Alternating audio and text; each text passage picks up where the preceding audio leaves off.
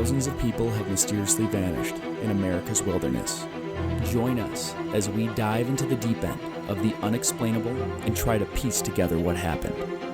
You are listening to Locations Unknown.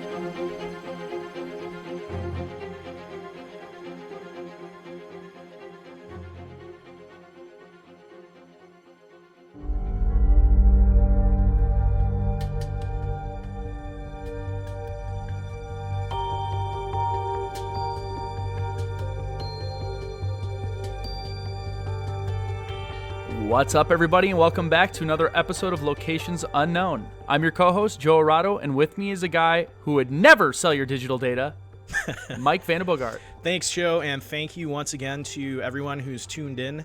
Just got a couple announcements here before we get going. And first of all, we got a lot of new Patreon supporters to thank this month, so hopefully I get all these names right. I already see a few I'm probably going to screw up.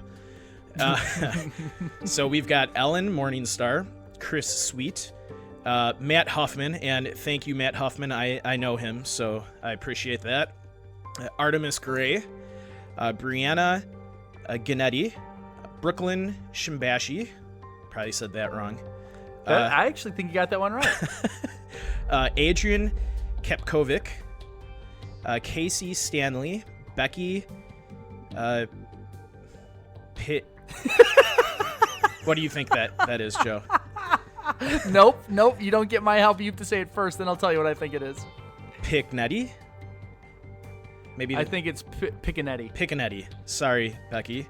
I don't know if I'm right. I sound very confident when I say it, but I actually have no clue either.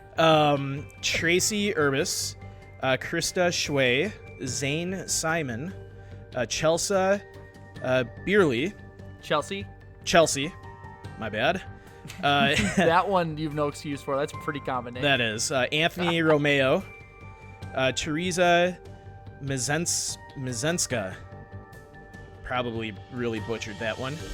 And Quinn Lee. So apologize if I got your name wrong, but thank you so much for helping the show out.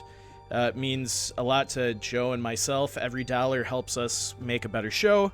And if you are new to the podcast and would like to help the show out, just head over to our Patreon page. And for as little as $1 a month, you get access to a bunch of additional episodes that only Patreon members get, free swag giveaways. We have a Discord server, and any other cool things that we decide to come up with. So for as little as $1 a day, you can help the show out. We also have our Patreon wall of fame up on our website. So any Patreon supporters who want to get their picture up on our website, just fill out our opt-in form that you can find on Patreon. And we actually have a few that still owe you some pictures, don't they, Mike? No, they sent them in. Okay. I haven't gotten the website updated, so you got to make sure we have everybody represented. Yeah. All of our big fans. Yeah, no, it's cool to see the faces to the names and where people are from.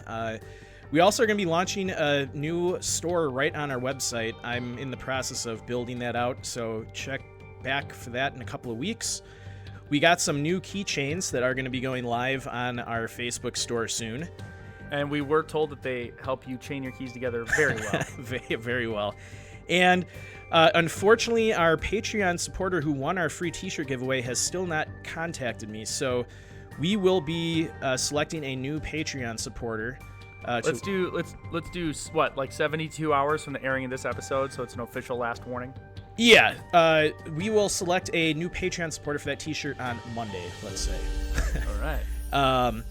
So, and also, if you haven't been on Patreon yet, check out our latest episode on Patreon.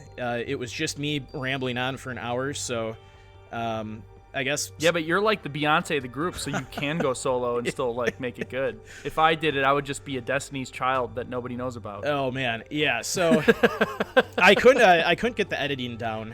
Joe is the Obi-Wan Kenobi of editing. And Joe, I think, is going to record a Joe only Patreon episode next. So some people were asking us. Well, I wasn't sure yet, but I guess now I am. Yeah, now you have to.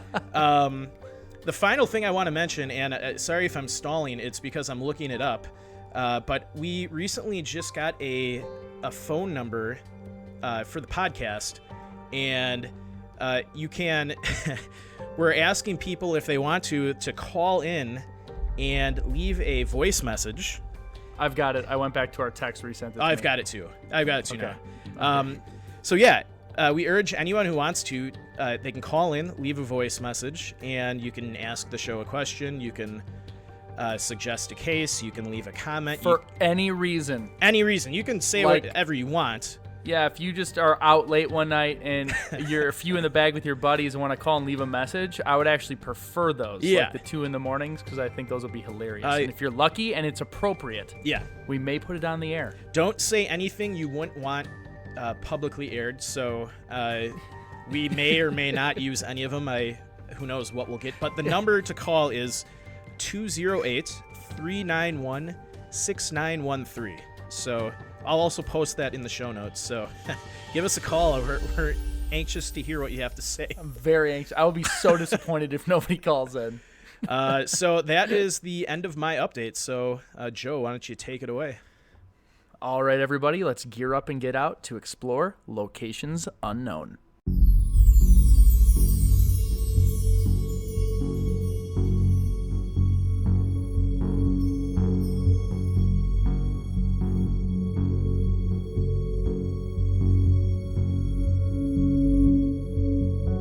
Between April 1989 and April 1992, 5 murders occurred in Ohio, Indiana, and Michigan. The murders were seemingly random and not connected by any motive except one. All the victims were enjoying an outdoor activity. The victims were joggers, campers, outdoorsmen. Join us this week as we investigate the Ohio Outdoorsman Killer.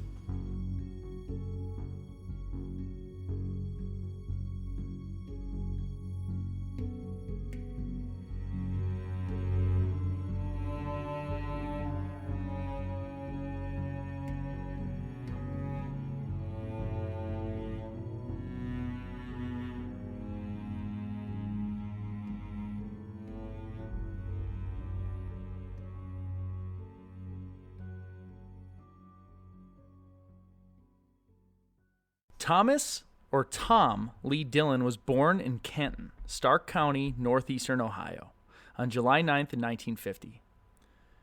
Tom's father died when he was just 15 months old of Hodgkin's disease. Psychologist Jeffrey Smalden said that Dillon viewed his mother as a cold woman who never praised or punished him. Dillon has no memories of his mother ever hugging him, kissing him, or even telling him that she loved him. Dillon worked as a draftsman for a municipal water department for the city of Canton for 22 years. He was a husband, father, and lived a quiet life in the middle-class ranch house in southern Stark County's Pike Township.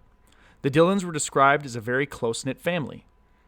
Classmates remembered Dillon as an extremely intelligent but a loner person with a few friends. His 1968 senior yearbook lists no extracurricular activities. Tom was removed from the group, said a classmate, Ronald Skelton.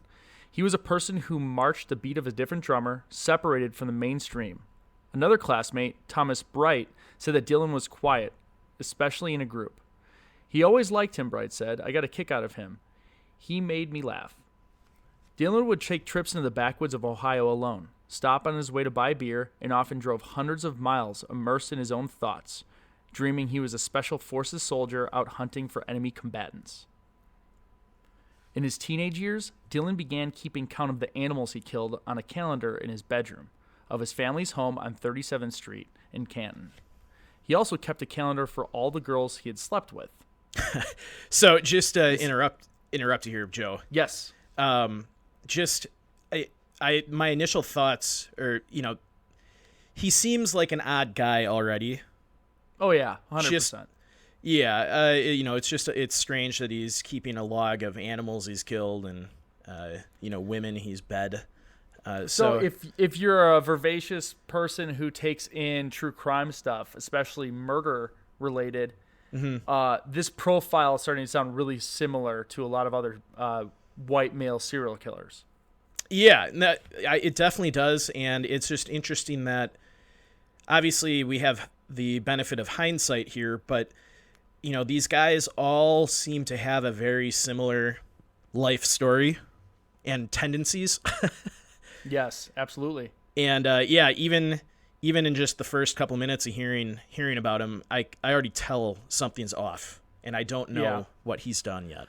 Well, and what you do is you immediately start thinking about all the people you knew in high school and like, okay, which one of them? Like that's like the one bad thing about hearing about all this stuff is you start seeing it everywhere. Yeah. So following high school, Dillon attended Kent State University's Stark campus and later Ohio State University. However, the animal killings continued after Dillon graduated from Ohio State in 1972. He went to work for the Canton Water Department and married Catherine Elsas, a nurse from Alliance, in 1978. And by the early 80s, Dillon was boasting the count on his death calendar had reached 500. So did you ever find out like how he was killing these animals? What kind of animals was he killing? Like we're going to pets, go or? over it. Okay. Yeah, we're going to go over it. I do want to mention too, I'll mention at the end of the podcast also. So we work with what's the name of the website? I'm forgetting it. The outdoors website that we work with, Strange Outdoors. So we work with strangeoutdoors.com a lot, and this was a story on their site that I really liked and thought would be a nice one to cover. So it's written more like an article, so a lot of it's going to be read, and then we'll kind of jump in and comment. It's kind of like a story. This is much different than one of our normal episodes we do. We kind of wanted to just switch things up. Absolutely. So yeah, we'll get into some like testimony from friends and things like that. You'll start seeing kind of the really dark side of Tom in this. So he was basically boasting that, and this is when he's married. He's still keeping track of all the animals he's killed, not like which ones. Where like I'm sure a lot of people who don't like hunting or guns in general would say, well, that's what hunters do. And really, hunters. It really isn't. It's different than keeping a trophy of it. And I know some serial killers do that, but just tallying a number and going for big numbers is not something that at least any hunters I know do. Yeah, it's. I mean, people that deer hunt, they'll remember if they shot a huge buck, just because it's kind of a bragging rights, like, oh, I got the 12-point buck. But I've been grouse hunting with my family for years, and I couldn't tell you how many grouse I've gotten over the years because I've never kept track. I remember you're years not going home and writing it down on the count like that. Just the act of doing that is weird. Yeah, it's and you're not out there hunting grouse just to kill birds. We do eat them, and I'm not going to go into all of the reasons why people hunt, but part of it is the DNRs for these different states like these hunters out there to help kind of control the populations of the animals. Sure. So that's all I'll say about that. They keep count, but that's their job. Yeah. So Dillon had a passion for weapons, and according to his friend and fellow hunter, Richard Fry, he was always changing guns. While Dillon occasionally bought weapons at gun shows, most came from private sales, through classified ads and mail order from gun dealers. Fry said Dillon almost always carried weapons, even when he rode his bike. He didn't just collect guns, Dillon fired around 1,000 rounds a year in target practice, so much that he damaged his hearing doing it, and he also used a crossbow. You'd have to win the lottery right now to shoot that many rounds. Yeah, I know. He seemed to get a physical thrill out of killing. According to Fry, who recalled Dillon once used a knife to finish off a wounded groundhog. He was shaking. He was in a frenzy, wild-eyed. Dillon didn't have any qualms about talking about killing animals. Now, that is like... Mike, if me and you are out hunting, and all of a sudden I shot something, it's not dead yet, and I like get on my hands and knees and like finish it off with a knife and get wild-eyed and start like going crazy, would that not be a little bit of a red flag to you? Yeah, I'd probably call your wife and tell her to keep an eye on you. I think Joe needs some help. Yeah, that no one should get pleasure out of killing animals. Even when I read a story about, there was a story a couple months ago. There was a fire at a pet store, and like 30 dogs and cats were killed, and it just made me sick to my stomach thinking about that. Yeah. So the fact that he was just gleefully talking about killing these animals is really a red flag. Yeah, the flags get redder. Don't worry. So yeah. In the late 70s and early 80s, Dillon would sometimes take dead animals home, Fry said. I can remember one pretty good-looking German Shepherd. It still had arrows stuck into him. Dillon would talk about grossing people out at work with his tales of killing and didn't seem to understand why people would find the stories disturbing. So his friend remembered seeing that he had a German Shepherd. That's not something you can hunt. No. With arrows stuck in it. And it's like, dude, you didn't think that was alarming at that point, but I digress. Yeah, why? I guess maybe it's because it was the 80s, but I don't even know if that would be acceptable then. Yeah, I mean, whatever. if I saw somebody had just killed a German Shepherd, which was probably somebody's pet, I probably would return him in. Yeah. Or at least call a cops and be like, hey, my neighbor, maybe there was a legitimate reason, but you still try and figure it out. Hey, my neighbor's killing the neighborhood dogs. Maybe you should go give him a check. Yeah. Strange. All right, so nor did Dillon understand why anyone would object to the way he teased Fry's son. Now, this is the reddest of flags, and I don't know why this guy still hung out with him. Yeah. Once in the mid-'80s, when the boy was 5 or 6, Dillon shot a chipmunk under their backyard grill. Now, he's talking about his old friend's son. Yeah. The boy was nearby and was curious, said Fry. Dillon grabbed the dead animal and began chasing his son around the yard until he tripped and fell, and then he ground the chipmunk in his face. Wow. So he chased like a 5 or 6-year-old kid around with a dead chipmunk and like put it in their face. That's so messed up. First of all, I don't know why this guy Fry still hung out with him, or like allows him near his children. Yeah, if anyone had did that to my kids, I don't know what I would do. I'd probably go ballistic. Yeah, me too. That's crazy. Yeah, so by the mid-1980s, Dillon's activities had attracted attention. Near Dillon's home, one man said he complained to the police because Dillon had killed his dog. Okay. Dillon's 22-year work record was good, however. His supervisor at the Municipal Water Department, J.D. Williams, in a letter to Dillon's attorney after his arrest, said Tom is a dedicated and highly intelligent employee, and these qualities are reflected in his work. He gets along well with the other employees, and his attitude is always positive. In 1969, while he was a student at Ohio State, Dillon was investigated for possessing an antique Russian mortar. Authorities decided not to press charges after determining that the mortar was more of a collector's item than a weapon. Dillon was also knowledgeable about police procedures. In 1980, he had attended Ohio Peace Officers Training in St. Lawrence Township in Stark County, doing well in the course and graduating with an expert rating in marksmanship. In August in 1991, Dillon was cited by a game warden for illegally target practicing near a state hunting area in southern Stark County. Target shooting is a misdemeanor, and he was fined $200 in Canton Municipal Court. Then, in a search of his pickup truck, the warden seized a .22 caliber pistol with a suppressor, and that he was then indicted on federal charges because he's not allowed to have that in that state. Dillon's attorney at the time said he was optimistic that his client wouldn't serve any jail time because he had promised in a plea bargain to get rid of his weapon and not buy any more.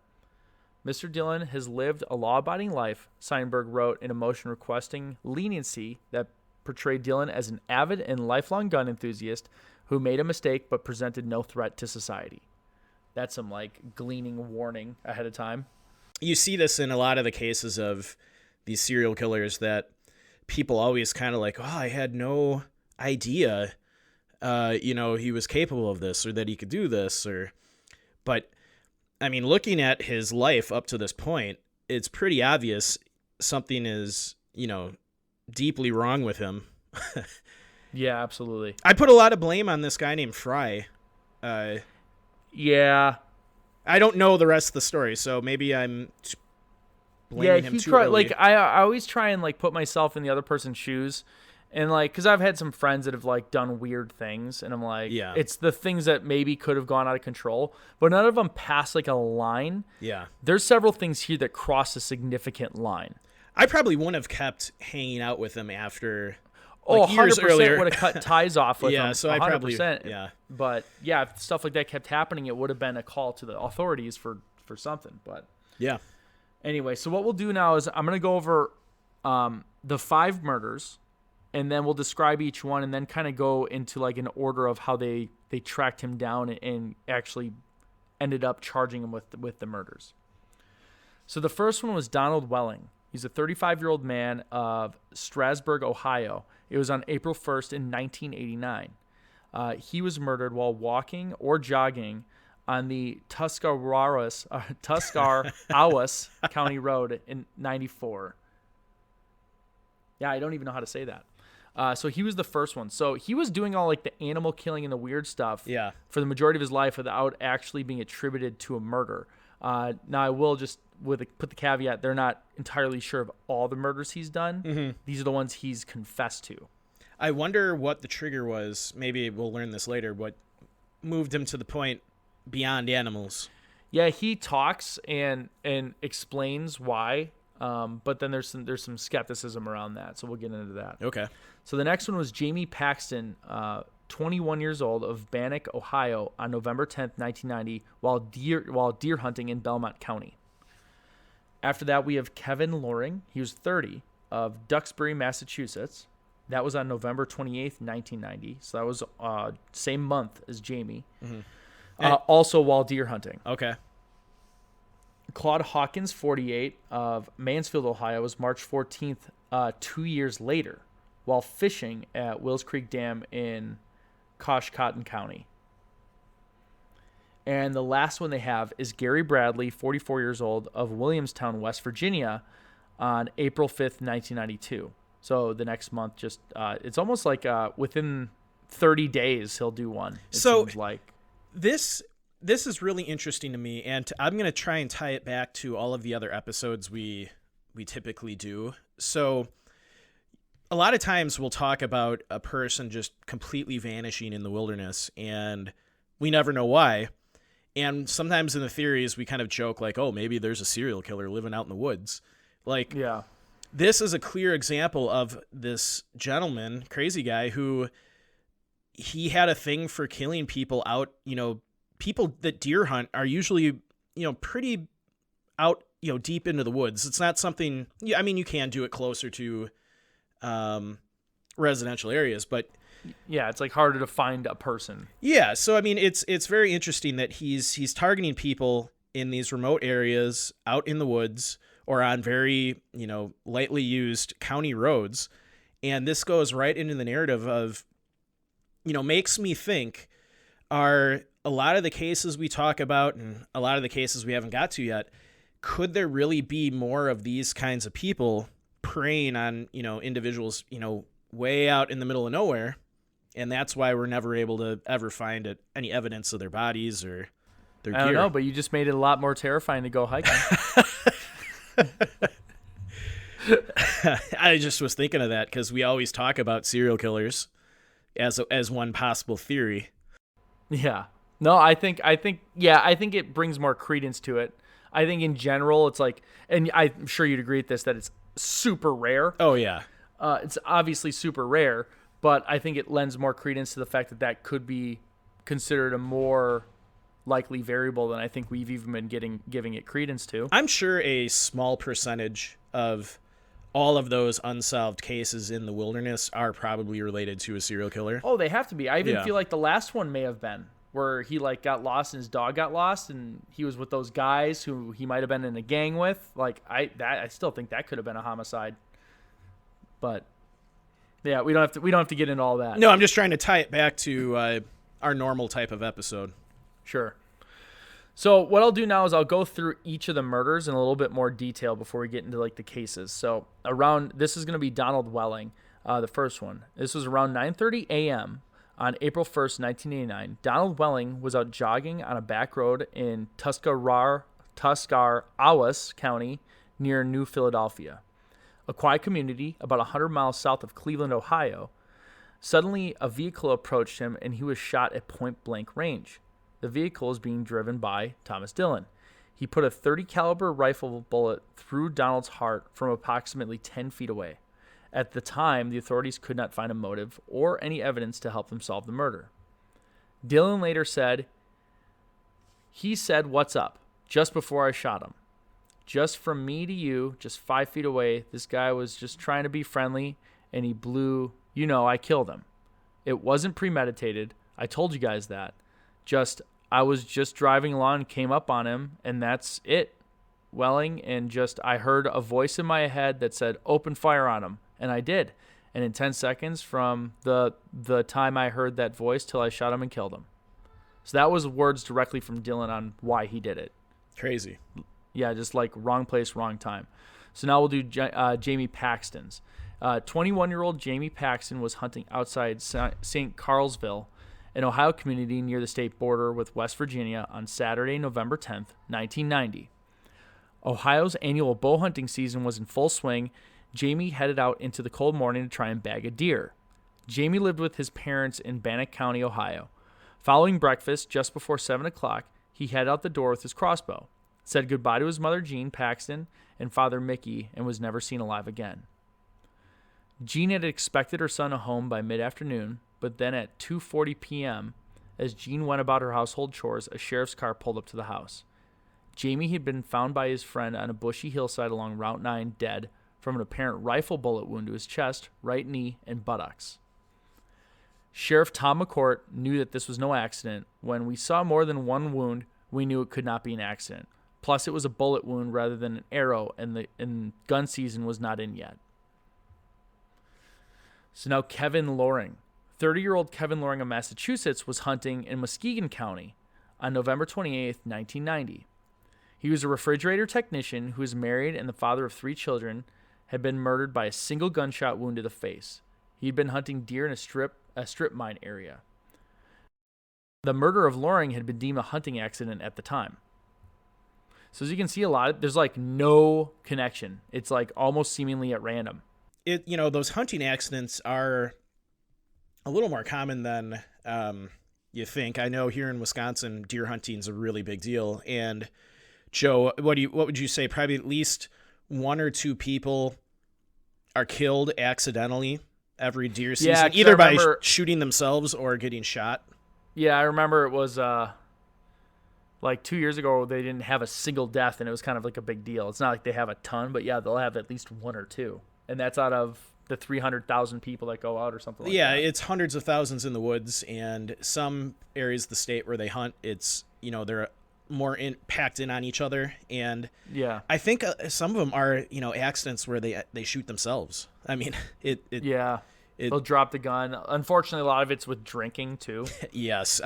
Wisconsin, unfortunately, a lot of people do drink and hunt. Yes. Which you should not do. You should not handle firearms even with 1 beer in you. Yeah. Yeah, absolutely. So it's interesting. Yeah, he's killing these people, and the authorities probably are thinking, oh yeah, probably just a stray bullet. Someone thought he was a deer. Yeah, there's just no connection to him, so they can't figure it out. So the next one is Claude Hawkins. He was on Saturday, March 14th, 1992. Father of 4 children. He decided to do some early morning fishing after finishing up a midnight shift at the Pittsburgh Plate and Glass Company. Hawkins loved fishing and had a favorite spot just below Wills Creek Dam, which was in Belmont, Ohio. He was found dead, shot in the back at close range. Since the murder was committed on federal land, now the FBI gets called in. Special Agent Harry Trumbitis from the Columbus Field Office was one of the officers assigned to the case. He said, "Usually you would find some type of shell casing in the area. I remember looking very hard, metal detectors, hands and knees, for any shell casings, and that none were ever found." And so that was something, if in fact we had somebody who was evidence conscious enough to pick up the shell casings after they shot and killed somebody, we are dealing with a different brand of person here. Dillon said after his arrest, "I drove by and he waved at me. I heard a voice that day that said, 'Go back and get him.'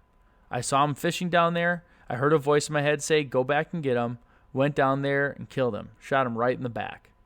Yeah, that's an interesting comment about not being able to find the shell casing. That reminds me of just Dexter, how careful he is with his killings. Yeah, he understood the rules and kind of what they were currently doing. So this guy, like Joe said earlier, had some training in how police operate, so he kind of knows, what to do to avoid capture. So it's just interesting. I don't really have a point. It just reminded me of Dexter. No, it's a good point. It's just that he's like, if he's saying it's not premeditated, but he's completely aware of how to clean up the scene. So it's got to be somewhat like maybe that individual killing wasn't premeditated, but you had a premeditated notion that you were going to kill somebody. Yeah. It's also scary to think that this poor guy fishing literally just waved at a stranger going by, and it happened to be a serial killer. Yeah. Yeah, those odds are just terrible. Yeah, just a wrong place at the right time. It's crazy. Yeah. So on April 5th, 1992, West Virginia, and father of 3, Gary Bradley, was fishing near the county seat of Noble County, and he was shot by Dillon. Dillon was also investigated in connection with the unsolved shooting death of John Joseph Harvett on November 28th, 1984, at a hunting camp in Pennsylvania. So they still think he might have been tied with some other ones, but they don't have proof to tie him to that, and he didn't cop to it. What you have is a hunter of humans, said a noted forensic psychiatrist who has been involved in such celebrated cases as Ted Bundy and Jack Ruby. Whoever killed the outdoorsman did it for his own satisfaction and pleasure, said Dr. Emmanuel Tenay, a professor of psychiatry at Wayne State University in Detroit. Police found little or no evidence at the murder scenes. The killer left no spent casings or other forensic evidence, and there were no witnesses.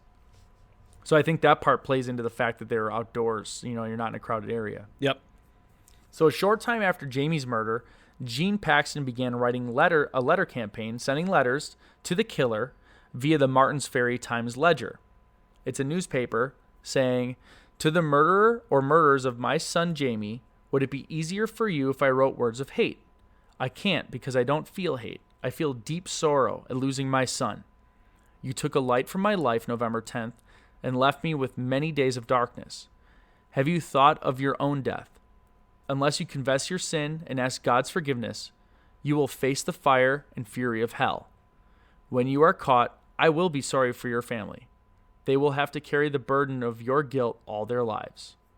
Now, investigators told Jean that the killer probably wouldn't be moved by her letters or pleas, but she persisted, writing in October 1991, "It's been nearly a year since you killed my son. Has your life changed in the past 11 months? Our family hasn't lived since last November 10th. We are surviving one day at a time. There's one question on our minds all day long and every time we wake up at night. We want to know why Jaime was killed." Jean's perseverance finally did pay off when the killer Dillon sent an anonymous typed letter faced to the local newspaper, the Times-Ledger, Sheriff McCourt, and the Paxtons. It had been posted from outside the Martins Ferry post office. After providing previously undisclosed details of the murder scene, it proved it was legitimate, and the letter said, "I am the murderer of Jaime Paxton. Jaime Paxton was a complete stranger to me. I never saw him before in my life, and he never said a word to me that Saturday. Paxton was killed because of an irresistible compulsion that has taken over my life. I knew when I left my house that day that somebody would die by my hand. I just didn't know who or where. Technically, I meet the definition of a serial killer, but I'm an average-looking person with a family, job, and home just like yourself. Something in my head causes me to turn it into a merciless killer with no conscience. To the Paxtons, you deserve to know the details. I was very drunk, and a voice inside my head said, 'Do it.' I stopped my car behind Jaime's and got out. Jaime started walking very slowly down the hill towards the road. He appeared to be looking past me at something in the distance. I raised my rifle to my shoulder, lined him up in my sights. I took at least 5 seconds to take careful aim. My first shot was off a little bit and hit him in the right chest. He groaned and went down. I wanted to make sure he was finished, so I fired a second shot aimed halfway between his hip and shoulder. He was crawling around on the ground. I jerked the shot and hit him in the knee. He raised his head and groaned again. My third shot also missed and hit him in the butt. He never moved again. 5 minutes after I shot Paxton, I was drinking a beer and had blocked out all thoughts of what I had just done out of my mind. I thought no more of shooting Paxton than shooting a bottle at the dump. I know you hate my guts, and rightfully so. I think about Jaime every hour of the day, as I am sure you do. Don't feel bad about not solving this case. You could interview till doomsday everyone that Jaime Paxton ever met in his life, and you wouldn't have a clue to my identity. With no motive, no weapon, and no witness, you cannot possibly solve this crime. The murderer of Jaime Paxton." Wow. Yeah, it's pretty insane, right? That is, shocking. Especially, the grim details of what he did and the arrogance. And yeah, arrogance, I think, is the best word. Yeah, the arrogance of, like, I killed your son, and there's nothing you can do about it. And the fact... You know what's weird? It didn't... It would start to sound like he was rubbing it in, but then it didn't. Mm-hmm. So I don't think he was gloating to them. I think he's just like pure, cold nothingness, which is somewhat scarier. Like there's no humanity in that human being. Yeah, I guess you're right. I mean, his comment about how, killing a person is no different than shooting a bottle. I mean, that is... that's pretty terrifying. It's terrifying because if you really take if you've ever shot a gun before, target shooting, imagine shooting like a piece of paper if it's a target. Yeah. Imagine doing that to a human and feeling the same way. You have to be very sick mentally. Yeah. To associate those as similar. Well, and I think it's hard for regular people to understand the mindset he's probably in. To him, that's normal. I know. And that's to your point, that's terrifying. That's terrifying that, just literally, how normal people have like a moral compass. They have a innate sense of what's right and what's wrong. Even if, even like bad normal people. Yeah. I mean, even people that commit crimes, maybe petty theft or, things where they steal or damage property, they still aren't going to kill somebody out of fun. And I think even still deep down, they probably know it's wrong. Yeah. This guy literally has no moral compass when it comes to murder, which is, he's probably, we'll probably never know, but I'm sure he probably never would steal. Like, that's terrible. You'd never do that. But, killing someone doesn't even question it. Yeah. It's creepy. Yeah. That's a next level. I mean, even in the show, back to Dexter, even in Dexter, he has like the code where he only goes after criminals. When he accidentally kills an innocent person, he feels terrible about it. Yeah. It's a shocking letter, and it is terrifying that unfortunately there are people out there with serious illness that think this way, and it's crazy. And I can only... It's usually kills or tortures animals and had a terrible relationship with the mother figure in their life. Those are like the two, and it's like only with white males. Like white males, terrible relationship with the mother. Yeah. No father in place. Harms and kills animals. I think the one they didn't mention, but I know I always hear is like wets the bed very late into their life. You know what? I think what we'll do in the show notes for this episode too is we'll post some information for anyone listening that it knows someone. Like I'm sure there are people out there that know somebody who needs help. So we'll try and find some resources that you can call, not police, but like actual places you can call to seek help for these individuals. Yeah, like a mental assessment type help. Some kind of like a hotline or, something that people can go to, family members and friends, because I think a guy like this, I don't know, he may be so messed up that, he was too far to help, but there's probably a lot of people out there that have mental illness that just need some help. Sure. And if people around them can, see that and get them help, because this is crazy. That is crazy. I don't ever usually watch actual like true crime shows like this. So this kind of stuff's pretty new to me. It's like really blow up your mind. So it did help the FBI profile him, though. So, I mean, the letter didn't provide any breaks in any cases, but the FBI's Behavioral Sciences Unit in Quantico, Virginia, was asked to prepare a profile. So this was the so-called Hannibal Lecter squad. The group, this is like the time, like right after they just started this entire understanding of serial killers in the FBI. So this is like the A-team. Exactly. So the profile described the killer as an educated white male and as someone with a... I don't predilection? Predilection for crimes. Oh, I thought it'd be like predisposition, but whatever. predilection for crimes such as arson and killing pets and farm animals. The profile, however, not perfect. It predicted the killer lived with a short distance of all the crimes, but he lived as far away as 150 miles from some, and that the murderer would be in his 20s. Dillon was 42 when he was arrested. He might be a normal family man, but was likely a loner, the report continued. He had a drinking problem and a history of compulsive vandalism and arson. Stress would trigger the shootings, which usually would be committed while he was drunk. So it got a lot of it pretty right. Yeah, that's pretty amazing how accurate their report was, especially since, like you said, this Hannibal Lecter squad was relatively new at the time. So it's not like it's been around for 30 years. They were probably still figuring things out. So I give them a lot of credit for kind of just a few years before that, like the idea of serial killers was like a ridiculous notion.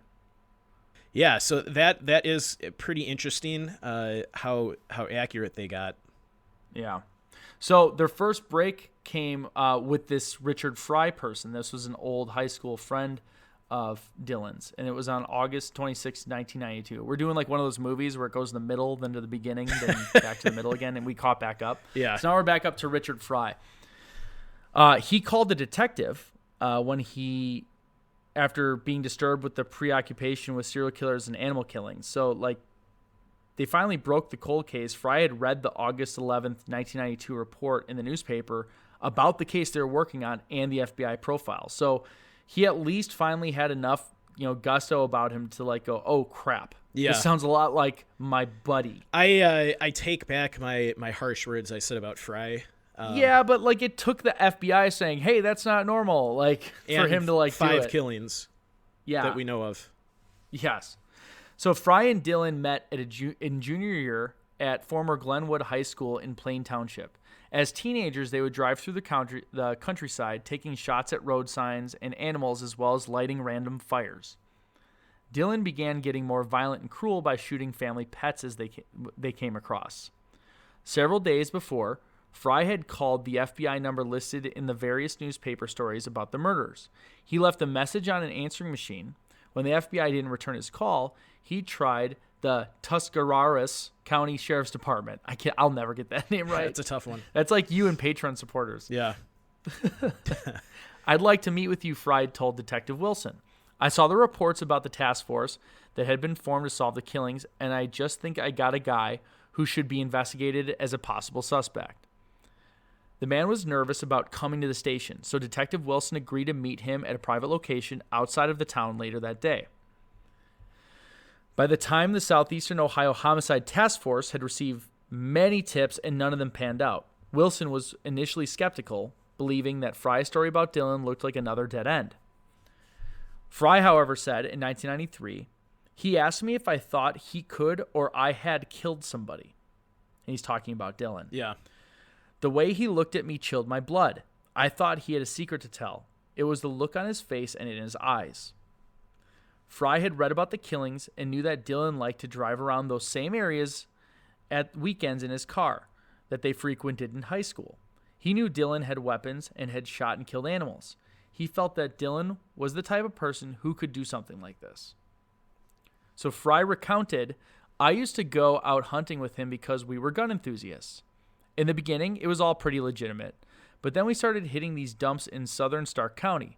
We'd go down there hunting rats and things.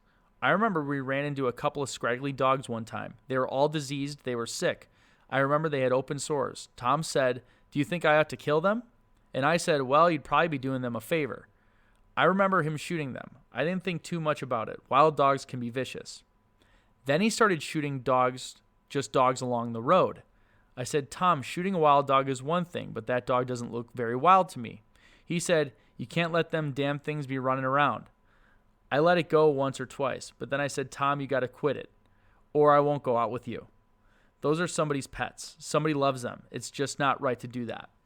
Richard also said that while driving back from Atwood Lake in Carroll County, Tom pulled off the side of the road, pulled out a gun, and started shooting at this farmer. Apparently, the farmer was a good way off, 200 or 300 yards. One of the others in the car protested, what the hell are you doing? Dillon explained that he couldn't hit a target at that distance with a pistol, so I'm just plinking at him, he said. So he pulled over with these kids and was shooting a gun randomly at a person. That's that's insane to me. If one of my friends had a gun and pulled over and just started shooting at people, I don't care if they're a mile away, I'm reporting them. Oh, 100%. Yeah. Absolutely. That's ridiculous. Yeah. They shouldn't. Worst case scenario, they're just an idiot and shouldn't have guns. And, or that's the best case scenario. Worst case scenario, they're, like this guy and a serial killer. Yeah. So after their school days, Richard Fry then ran into Dillon again in the later years in 1986. He said it was the first time he'd spoken to him in a long time. I said, "What in the world are you doing clear down here?" He said, "Oh, just driving around, this and that." Richard didn't believe him. When I saw him in Newcomers Town, I thought he's moving farther south because he's still up to his old ways. Despite his suspicions, Fry renewed his friendship with Dillon in 1989, partly down to their common interest in firearms. Fry said they moved the Ohio Gun Collectors Association gun show up to Cleveland, and I wasn't a member. Dillon invited him to be a guest. He said he had stopped killing animals, so I said, "I guess we can be friends again." The gun shows were held in five or six times a year, and on the long drives together, Dillon and Richard would talk about guns, hunting, and in some cases, serial killers. So he had a fascination with, I think, the idea of killing. Yeah, well, even from an early age, when you were describing his childhood, yeah, he would drive out into the woods and pretend to be, what'd you say, a special forces commando, like hunting people, like he sees it's like glorifying to him. Yeah, like I don't know anyone that did that, and I think you'd probably be hard pressed to find, if you talk to actual special forces people, I don't think they take any joy. Yeah. If they have to, kill an enemy combatant. So, yeah. Nope, agreed. Very strange. So Fry said Dillon talked about how easy murder would be. I remember one time he and I were driving and he said, "Do you realize you can go out into the country and find somebody and there are no witnesses? You can shoot them. There's no motive. Do you realize how easy murder would be to get away with?" I said, "Yeah, but why would you do it?" On a trip to the gun show, Dillon asked more disturbing questions. Fry said, "We were talking about Florida serial killer Ted Bundy and how can a guy get away with all that." Tom said, "Do you think I've ever killed somebody?" The question really caught me off guard. I said, "No, I don't think so." Dillon repeated the question. The way he said that to me was really scary. The informant remembered. I'd never seen him like that before. I thought to myself, has anybody been shot? So, every time this guy's friends with him, he does the craziest crap and he doesn't realize it until it's too late. Because we've been doing this podcast for several years now, I'm just much more suspicious. But yeah, the conversations are strange. The complete lack of care with the firearms, like shooting it at, people off in the distance. The killing of animals is always a red flag. Yeah. I mean, it's like good on this guy for coming in now. Finally. But as he's telling the story, it's like, you should have been here years ago, dude. It's almost like, would he have had the scene, this guy kill someone in front of him to connect the dots? We're like getting there. I know we're playing Monday morning quarterback with this. Obviously, yes. If it's a friend of yours that you've grown up for, probably a lot of people out there have friends that they've known forever, and despite a lot of the dumb stuff they do, they're still friends with them. So I could see that side too on Fry's part, but come on. Yeah. So as you can tell, obviously they're kind of on his trail now. So Tom Dillon's coworkers and neighbors were interviewed by members of the investigating task force. One coworker who said he had known Dillon for 20 years said Dillon's nickname was Killer because he often bragged about shooting dogs and cats. The coworker and a second city employee described Dillon as a loner. He did not have a good relationship with his wife, they told investigators. The coworkers also provided a possible link between Dillon and the murders of the outdoorsman. Excuse me. Dillon kept maps on his table and filing cabinet of many of the east central Ohio counties where the killings occurred. A second enticing link was established when Dillon's history of firearms purchases showed that he had bought numerous weapons from a coworker who had a federal firearms dealer's license. The dealer's records showed Dillon had bought 18 weapons in the last several years, including 4 .30 caliber type rifles and 2 Mausers, of the kind used to kill 4 of the 5 victims. So that's a pretty big break as far as linking it to somebody. The first clue linking Dillon to the crimes was that his weekends and vacations time matched the dates of the killings. On September 20th, 1992, a neighbor saw a red Toyota pickup truck near the spot where the dog was killed in Tuscarawas County.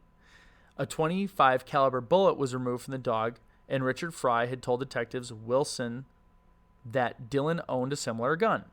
Wilson, who had been trailing Dillon alone for several weeks, had enough to get the go-ahead for round-the-clock surveillance.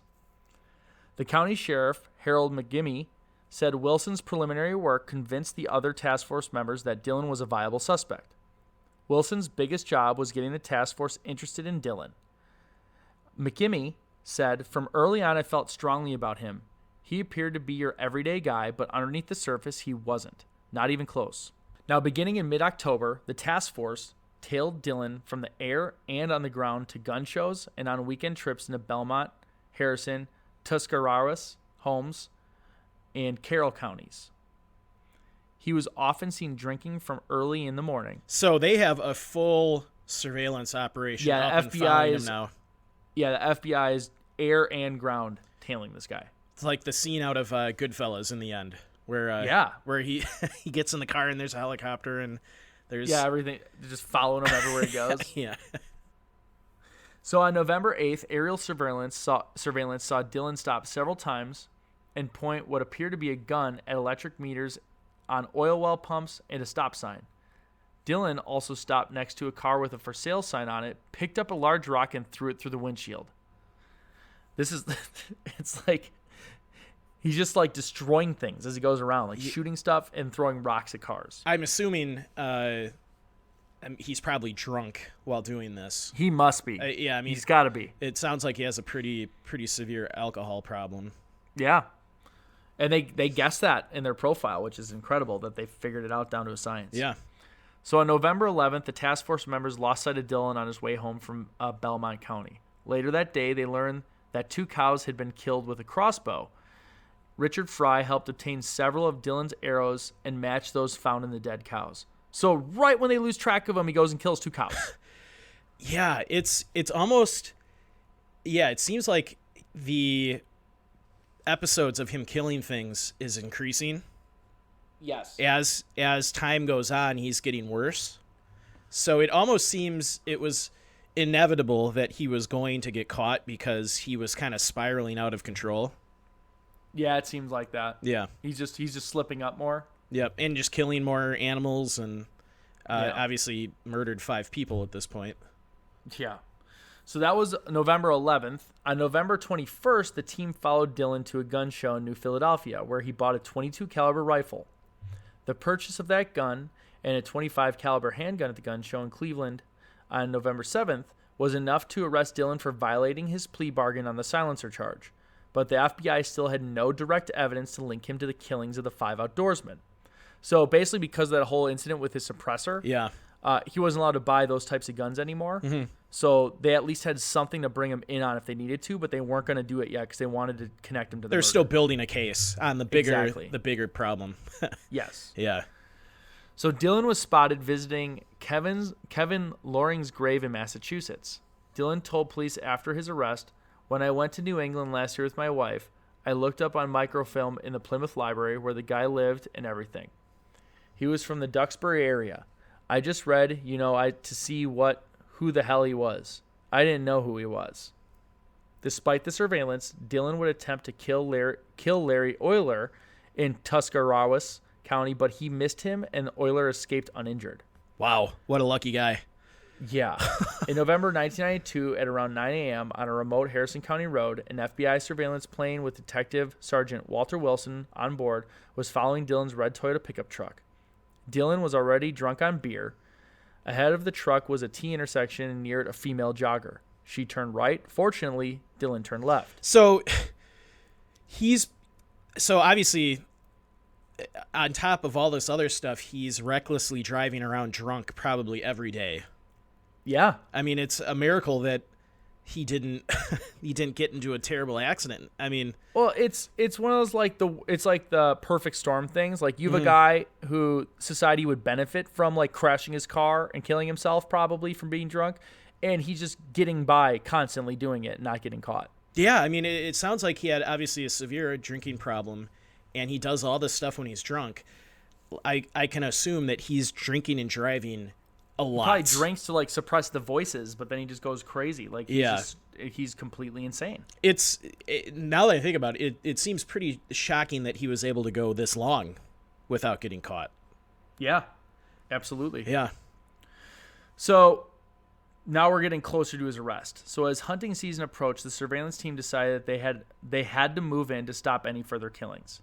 Dillon was finally arrested on November 27, 1992, after nearly 6 weeks of surveillance as he left a convenience store in his county. They arrested Dillon on a federal weapons charge on November 27th as he was awaiting sentencing for possessing a silencer, and announced that he was their suspect in the serial shooting. So he just said he was the suspect. That's a nice break. A nice break, yeah. I mean, I don't know a lot about serial killers, but is the fact that they want to get notoriety or anything like that, is that play into some of this? Like he almost wanted to tell him, like, oh, we'll get to that. Okay. So at a press conference afterwards, they asked anyone who had sold firearms to Dillon to come forward with any evidence. So on December 4th in 1992, a gun dealer in Stark County brought in a Swedish Mauser rifle he said that Dillon had sold to him on April 6th at a Massillon gun show the day after Bradley was murdered. Ballistics tests indicated that it was the rifle used to kill Bradley and Hawkins. So he killed them and then sold the gun to somebody else. So even though he was trained in police, tactics, he obviously missed a pretty crucial one there. Well, I think I would disagree. He didn't own the gun anymore. He got rid of it, and not in a way that it would be found potentially. I guess. I mean, I think if you committed a crime with a weapon, wouldn't you want to destroy it instead of just sell it to somebody? Well, or you sell it and use a fake name. I guess. I don't know. I was just thinking maybe that was a big slip up. You know, he killed someone. I don't know. Yeah, he killed someone. I would maybe melt it down or something. Yeah, I don't know. I don't. Whatever. Yeah. I'm glad. Here's the deal. I'm glad I don't know because I don't need to know. Yeah. So on January 27th, 1993, Dillon was indicted on capital charges in both cases. Searches of Dillon's home and vehicles failed to turn up either firearms or other evidence linking him to any other brutal murders. The authorities also believe that Dillon could be responsible for as many as reported 108 arsons of barns and abandoned houses since 1988. Dillon's family members were shocked by his arrest. His mother-in-law, Ann Elsas, a retired high school teacher and guidance counselor, refused to believe that her son-in-law was capable of the murder. Dillon is a witty, kind man who has always had a yen for guns, she said. Even though she refused to believe initial allegations against him, she said, "If they're true, they're true. My stomach is churning. I have to keep my spirits up for Kathy," which was her daughter. "Maybe part of me wants to deny this. Tom was always pleasant. He was always joking. He seemed like a son to me. We're a very close-knit family." I mean, that is the MO for most serial killers. They, around most of their family and friends, they're able to completely act normal, and then off in the shadows, they commit these heinous crimes. Yeah. So, yeah, that's crazy, but not shocking. Yep. So on February 9th, 1993, Dillon arrived at the Noble County Courthouse. The proceeding was short, and Dillon pleaded not guilty to murder charges in the deaths of Gary Bradley and Claude Hawkins. A third murder charge was filed against Dillon on May 22nd, 1993. He was charged with the aggravated murder in the death of Jaime Paxton. On July 12th, Tom Dillon entered his pleas before the judge in Noble County Commons Pleas Court. He showed no emotion as he answered guilty to each charge. Dillon also admitted to setting 160 fires and committing other acts of vandalism in eastern Ohio during the preceding 5 years. Noble County Sheriff London Smith estimated that Dillon's fires caused more than $2 million in damages. The fires were set in Koshkin, Belmont, Guernsey, Carroll, Columbiana, and Tuscarawas counties. Noble County prosecutor said the plea agreement was the most practical solution. Even though he preferred a sentence of death, I kind of felt like he ought to die, he said. Dillon's lawyer, Roger Sinberg, countered claims that Dillon felt no remorse. He had some regrets about this, but he also got to put it all behind him. So he literally caused a path of damage through Ohio for half a decade. Yeah, absolutely. I mean, he's just a terrible, terrible human being. Yeah, and for most of his life, he's been committing, awful acts of animal killings and crazy. Yep. So in return for the state dropping the death penalty specifications, Dillon pleaded guilty to 5 counts of murder and was sentenced to 5 consecutive life terms with no chance of parole for 165 years on July 12, 1993. Dillon said, "I have major problems. I'm crazy. I want to kill, and blamed a turbulent childhood for his problems." Dillon also said he was afraid to be sent to the Southern Ohio Correctional Facility in Lucasville, a max security facility and the site of a riot just a few years before he was caught. In response to his concerns, family members of his victims began a petition drive to have him sent there. Oh, man. More than 8,000 Ohioans signed the petition, which the state of Ohio honored. So, I mean, it's not like it made up for it, but it was kind of like, you know what? No, screw you, dude. Yeah. I don't care what you want. You're you hate that place? You're going to that place. Yeah. You're a serial killer. We're not honoring your request. Yeah. So, at 7 o'clock the next night after the sentencing, the Paxton's telephone rang. It was Thomas Dillon. He told Jean Paxton that her pathetic coward comment had hurt him.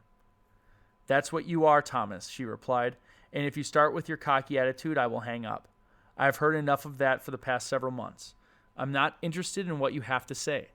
But there are things I want you to know. Thomas, have you ever heard the expression, tears are the safety valve of the heart?" He had not, so she talked about repentance and prayer. "Quit your profanity, stop the loopy simpering in front of the cameras, and pick up a Bible before it's too late," she said. Paxton continued speaking to him for an hour, finally concluding, "We have spoken long enough. I can't hate you, but I can never forgive you for what you've done to our lives." So I got to give a big shout out to Jean Paxton, because she, as a mother who had her 21-year-old son murdered for literally no reason, is asking her son's killer to try and forgive himself, even though she's admitting she can't hate him or forgive him herself. Yeah. That's very strong will. Yeah, that's she's a better person than most for doing that. I think a lot of people would be so full of rage and anger that probably wouldn't even take the call. Yeah. I don't know if I could. Yeah. I mean, hope us like and the sound of their voice and just knowing they're alive and well. Yeah. Would block out anything that they could ever say. Yeah. Hopefully none of us ever have to find out. Yeah. But yeah. Yeah. No thanks. That's a pretty strong woman. So this is from the psychologist who examined him. So they're trying to figure out, okay, like, what is the motivation of this? We kind of see the profile, but like, what's behind it? So it was Dr. Jeffrey Smalden, who examined Dillon at the request of his defense attorney at the trial, said, "What you see is someone who looks and presents in a way that seems frighteningly normal." Jeez, I can't say that word. That's all karma for me teasing you for saying names wrong. Yeah. And the reality is that most of the people who commit crimes like those that Dillon committed come across just that way. You never would have picked him out of a crowd. He was married with a son, a college education, and worked 22 years as a draftsman. Everyone knew that Dillon liked to hunt. They just didn't know what he was hunting. Dillon would find his victims along the byways of rural Ohio. There was no rhyme or reason to how he selected his targets. He just climbed into his pickup truck on weekends, drove 100 miles or more until he found someone utterly alone, a hunter, fisherman, a jogger. When he came upon them, he would turn his truck around, pull out his rifle, take aim, and as he later told police, he would never miss.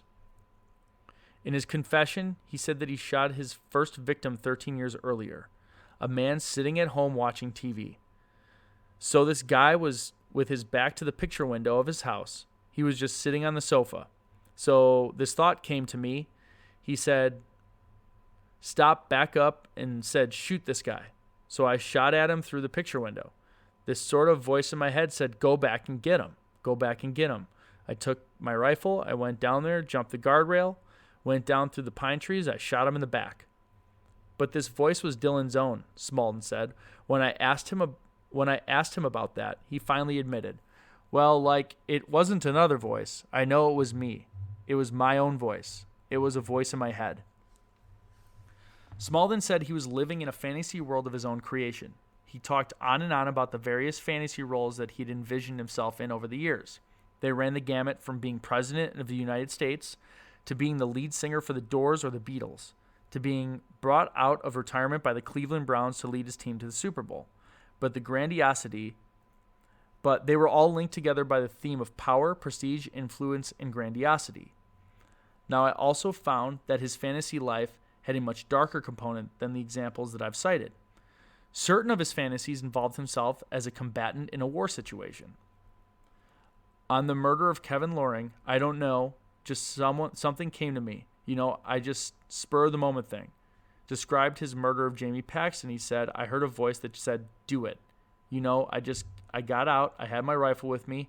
It was a .308. I got out. He came off the hill for me. I opened fire on him. He told the officers he felt bad that Paxton was only 21. I felt bad about the kid, I didn't know he was that young. I couldn't see how old he was from a distance. I thought he was 30, 35. I didn't know he was that young. Blew that kid away. He had his whole life ahead of him, and I blew him away, I felt sorry for him. And that's a weird way to think of it, and I didn't think about it till right now. Mm-hmm. The way he said, I felt sorry for him. He said it like he felt sorry for something that happened to somebody that he didn't have anything to do with. Yeah, that is a good point. That shows you how detached from reality he is. Like, he caused it, and he's like, man, I really felt sorry for that guy. It's like, dude, you did it to that guy. Yeah, you did it to him. It's just, it's those little things you pick up that really go to build the case of how messed up this guy was. Well, yeah, it just shows there's no humanity there. There's something missing in, like, the amygdala of his brain. Like, he's just not functioning like a normal person for some reason. Yeah. So Smalden thought there was another reason that Dillon wrote the letter. He was drawn by the urge to set himself into the investigation, to, in effect, say, here I am, and he brags in the letter, not just here I am, but here I am, catch me if you can. Then they asked why he killed. Dillon never seemed to have an answer. Asked if he had any feelings toward his victims, Dillon answered no feelings whatsoever. They were just there, the wrong place at the wrong time. I think he's holding back because he wants to remain a puzzle, Smalden says. He would ask me, have you ever met anyone as complicated as me? Can you understand this? Is this behavior as perplexing to you as it is to me? There's never been a crime like this in Ohio, has there? No motive, no contract with the victims. How could you figure that out? And then he would shrug and say, I don't know.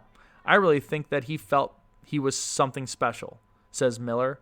And when he was arrested and the plea and so forth, he's not a guy that used a jacket to cover his head. He looked into the camera, almost with a smirk on it. I mean, he was proud of himself and proud of his period of fame. And I think he would have done it again. So yeah, he wanted the attention. Yeah, I guess I don't know enough about serial killers, but I do feel like that is a big aspect of it. They want the attention, or they want their acts of heinous crimes to be, found, and in the papers or in the news. But yeah, I mean, the simple fact that he's so detached from any feelings from killing those people, he has no comprehension of how crazy, that sounds. Like he should be proud of what he did. Yeah, it's almost like he's just being truthful. Like this is how I feel. And to us, it just seems so heinous, but like to him, it's like throwing paper in the garbage. Like, yeah, I threw it in the garbage. It's like, but it was someone's life. But that's, I think, how his brain is so broken. Yeah. And I think I agree. Like, there's like all of his like dreams were about being remembered or something special. Like, this is his way of like, well, if I can't be those things, I'll just be this thing, this unique serial killer figure. Yeah, it's he wanted to be president or come back and save the Cleveland Browns or this or that. It all kind of had a theme. But yeah, what a crazy guy. I honestly had never heard of this case before today. I didn't either. I mean, we were what, like 8, 9 years old? Yeah, we what were was going on? I mean, and don't get us wrong, Wisconsin has its fair share of crazy serial killers over the years. We had Ed Gein, obviously the Netflix show on the guy up north. I can't remember the name of him now. Oh yeah, Who Wants to Be a what was it called? I don't want to get it wrong. I don't know.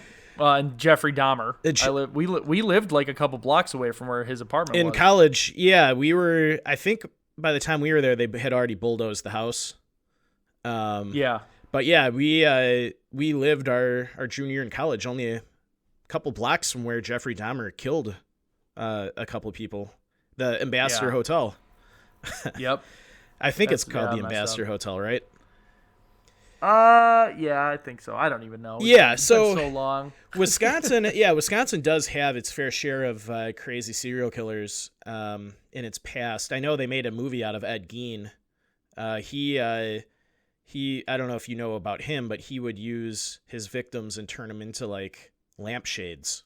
Yeah, it's so messed up. I know. It's so weird. Why Wisconsin? Why are we producing all of these crazy? I don't know. I mean, I sometimes don't like it here, but not that bad. Maybe it's the cold winter. I don't know. Yeah. I don't want to make light of it, but but just to close out on this, Tim Dillon did die in prison in 2011 in October, after being ill for nearly 3 weeks due to cancer. So he died at 61 from cancer in prison. So he is no longer of this earth. I wonder if, and we'll never know. I wonder if the scientific community ever takes, because I read a story once that when Einstein died, they actually took his brain and studied it. Oh, I would, because they were they wanted if they don't study it. Yeah, because with Einstein, one of the smartest people to ever live on this planet, they wanted to learn everything they could about why he was so much more intelligent than everyone else around him. I'm wondering if they could do the same thing with someone like this Dillon guy, take after he dies, study his brain to figure out, all right, what caused this to happen in him? Was it a chemical imbalance? Was it the brain developed wrong in child before he was born? Who knows? I have no clue. But I wonder if it's a mix of that with the childhood experiences, because you gotta know, there's gotta be thousands of people, unfortunately, I'm not saying it's a good thing, but unfortunately they have no father figure, their mother's abusive, a bad childhood, exactly, terrible childhood, and they don't all turn into serial killers. So I wonder if you're correct, if there's okay, hey, if you have this brain function and you live that childhood, you have a very high likelihood that you'll become a serial killer or something like that. Yeah, maybe it's a combination of factors that all have to perfectly happen to, trigger someone like this guy to. But then you're getting the Minority Report style, pre-crime stuff, which is, I don't know if that's scary or not. That's equally as scary. No, I think it's scary. Yeah. Well, Joe, this was a very interesting episode. It was very dark. We apologize for that, and it's not a normal type of episode we do. We want to just try to switch things up, just to do something different. We're gonna sprinkle in some true crime, full on true crime every now and then. They will have an outdoors bent to it. It won't just be your typical, just another random true crime podcast. Yeah, so if you listen to this and you liked it or hate it, let us know. We're curious. Yeah, if you really like it, we'll do more. If everyone unanimously says that was terrible, never do it again, then we'll stop. Yeah, and unless we want to do one again, it's our show and we'll do what we want. Yeah. So yeah, I guess thank you once again for tuning in. If you want to help the show out, visit us on all of the social media platforms. Like us on Facebook, Instagram, YouTube. We're almost to 800 subscribers on YouTube. If we get to 1,000, we can start monetizing our videos. So if you have not subscribed yet, subscribe. Oh, I can't wait till we do video. It's going to be a little bit because we got to figure it all out, but it'll make YouTube way more viable. Yeah, and always you can always help us out on Patreon for as little as $1 a month. You can help us out by buying stuff from our store. And if you don't, if times are tough and you don't have any money, you can just help us out by word of mouth. Just tell everyone you know about our show. Yeah, click that subscribe button and share. What do YouTubers always say? Yeah, right. Thanks for coming on my show. Click that subscribe button. Smash the like button. Yes, smash the like button. Punch it. Violently like our show. We have an exciting, interesting case coming up for our next episode. We don't always have our episodes done this soon, but Joe, we'll be doing a interesting case on a woman who went missing on the Appalachian Trail. Ooh. Okay. Yeah, and an interesting case, and we'll be getting back to our bread and butter next episode. Perfect. All right. All right. And always remember, when enjoying the beauty of nature, whether backpacking, camping, or just taking a long walk, always remember to leave no trace. Thanks, and we will see you all next time.